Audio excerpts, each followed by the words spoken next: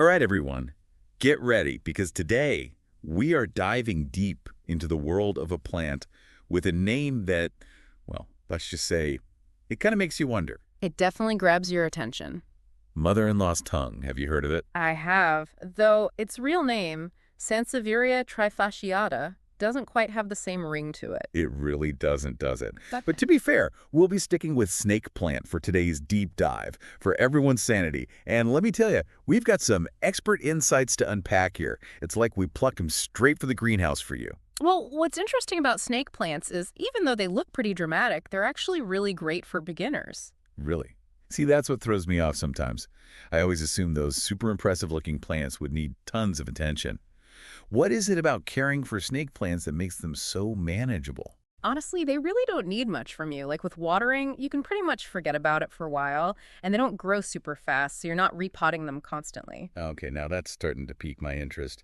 Our expert source mentions their benefits, though. So, apart from being super low maintenance, what makes this plant so special? One of the biggest things is that they're known for cleaning the air. Now, I wouldn't say check out the air purifier just yet, but they definitely help to remove certain toxins, making your home a little healthier. Hey, I'm all for a little extra help with air purity. So what's the magic formula for keeping these air purifying wonders happy? Let's talk care. Watering, like I said, is key, but here's the thing. Less is definitely more with snake plants. Like really let that soil dry out completely between waterings. I think our expert even suggests the finger test. Actually Yeah. getting your hands in there. Yeah, exactly. If the soil's still damp, you're good. Hold off on the watering can. Makes total sense.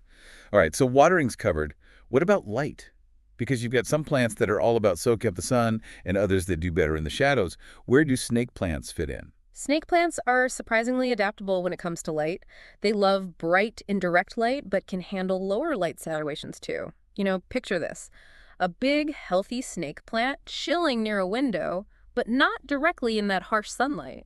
Wow, okay, you got me picturing it now. I can practically see that thriving snake plant basking in the perfect amount of light. But, okay, there's this other thing our source mentioned, pups and repotting. What exactly are these pups? Sounds more like something you'd find at the pet store, not in a plant pot. Pups are basically baby snake plants, little offshoots. They sprout right from the main plant, which, by the way, is a sure sign your plant is happy and healthy. And guess what? You can actually use those pups to grow even more snake plants. Now that you mention it, I have seen those little guys, like smaller shoots, around the base of my snake plant. So does that mean once those mini snake plants start popping up, it's time to repot? Well, not necessarily right away. The key is to check if your snake plant's roots are super cramped. We call that being root bound. If those roots are like, get me out of here, then it's time for a bigger pot. Got it. So don't repot just for the sake of it. Check those roots first. Okay, so say my snake plant is root bound, and I've got these pups ready to go. How do I actually do this pup propagation thing? How do we go from one snake plant to a whole plant family? It's all about being gentle. Carefully separate the pups from the mama plant, making sure you get as much of their root system as possible. Then just pop them into their own individual pots. Think of it like they're moving out and starting their own little plant lives. Plant parenthood. Love it. I'm already imagining my future snake plant family. But speaking of families and, well, some of the myths and mysteries surrounding plants, our expert had some pretty strong opinions about snake plants in the bedroom. Oh yeah, that whole plant stealing your oxygen at night myth. That's the one. I have to admit, I've always been a little unsure about that one myself. It always sounded a bit dramatic to me. Yeah. Is there actually any truth to it? Should I be worried about my snake plant staging an oxygen heist while I'm sleeping? Okay, so realistically, you'd need a ridiculous amount of plants crammed into your bedroom to even make a tiny difference in your oxygen levels. Seriously, it's nothing to worry about. Okay, good to know. So my snake plant is safe to stay in the bedroom, at least for now. But if they aren't stealing our oxygen, what's the real story here? Most plants, snake plants included, release oxygen at night. It's actually pretty cool. It's all thanks to this process called CAM photosynthesis. Now, I won't bore you with the scientific details, but basically it's like a superpower that lets them convert carbon dioxide into oxygen even when it's dark. So not only do they look cool and clean the air, they're actually giving back, adding a little extra oxygen to the mix while we sleep. Man, I'm really starting to love this snake plant. They really are fascinating, aren't they? And we're just getting started. Let's get back to repotting for a sec. We talked about when, but what about the how to? What do we need to know about giving those roots a proper upgrade? Yeah, good point. So when it is time for a bigger pot, what size are we talking here? Should we be going big or keeping it cozy? You know, it might be tempting to give your snake plant a ton of space, but they actually prefer it a little cozier. Choose a pot that's just slightly bigger than their current one. They like being a bit root bound. Interesting. So no sprawling mansions for these roots. More like a snug little bungalow, huh? Exactly. Gives them a sense of security. I like it. Okay, what about soil? Any special requests in the dirt department? Good drainage is key. Absolutely crucial. We don't want those roots sitting in water.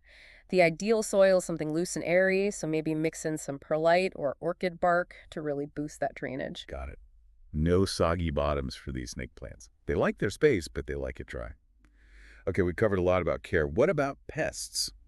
Are snake plants prone to any unwanted visitors? Little six-legged roommates we need to watch out for? Actually, they're pretty tough cookies. They can handle most common houseplant pests, which is another reason they're so low maintenance. But mealybugs and spider mites, those can sometimes be a problem. Ah, so not completely invincible then. All right, so let's say we do get a few uninvited guests setting up shop. What's the game plan? Early detection is everything. Make it a habit to check your plant regularly for any signs of those pesky critters. If you catch them early on, a little rubbing alcohol on a cotton swab, and you can usually wipe them right off. Rubbing alcohol, the ultimate plant protector. Seems like we've covered a lot of ground here. Anything else we should know to keep these snake plants happy and thriving? Oh, there's fertilization, of course. We've talked about how snake plants are slow growers, right? Well, that also means they're not big eaters. So we're not talking about a three-course meal here, more like a light snack every now and then. Exactly. A balanced liquid fertilizer, diluted to half strength once a month during the growing season, and they're good to go. Okay, light touch it is. Now, this might be a bit off topic, but with a name like Mother-in-Law's Tongue, I got to ask, is there any, interesting folklore or symbolism associated with this plant? You're right. That name really gets the imagination going, doesn't it? In some cultures, snake plants are actually believed to bring good luck and protection to a home. Really? See, that's what I love. There's always something so intriguing about those stories and beliefs we connect to plants and nature. It's like there's always a deeper meaning there waiting to be uncovered. So what do you think about the connection between the snake plant's name, those sharp edges, and this idea that they offer protection? You know, it's definitely an interesting connection. Those sharp, almost sword-like leaves, they could definitely be seen as a symbol of defense, warding off negative energy. But at the same time, it could also just be a reminder that nature has a way of surprising us.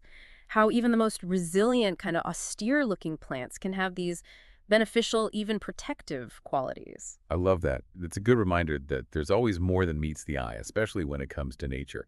So we've got this air-purifying, low-maintenance, potentially luck-bringing plant. Is there anything this plant can't do? Well, they haven't learned to make coffee yet, at least as far as I know. Huh. That's true, although I wouldn't put it past someone to try. You never know. But seriously, this has been amazing. We've gone way beyond the basics and really dug into what makes this plant special, from its air-purifying superpowers to the symbolism behind its name. And it really gets you thinking about those leaves, those sharp, almost sword-like leaves. Could there be a connection between that, the whole mother-in-law's tongue thing, and this idea of protection? It definitely makes you wonder, doesn't it? Like maybe there's more to that name than just a funny nickname. Exactly. I mean, we already know it cleans the air, right? Mhm. But what if those sharp edges, that tongue-like shape, symbolize something more? What if they're also filtering out bad vibes, just like they filter out toxins? No, that is a fascinating thought. It really speaks to how connected we are to the natural world, and how we find meaning in nature, even in the smallest details. Right. I love that idea.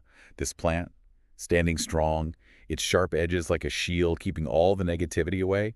And honestly, even if it's just a nice thought, I'm happy to have a few extra snake plants around, just in case. I think that's a beautiful way to look at it, whether it's the air purifying, the easy care, or even the symbolism. Snake plants really remind us of how amazing and resilient nature is. Couldn't agree more. And on that note, we'll leave you with this image. A snake plant soaking up the sun, quietly cleaning the air, and maybe, just maybe, keeping those bad vibes at bay. Until next time, happy planting, everyone.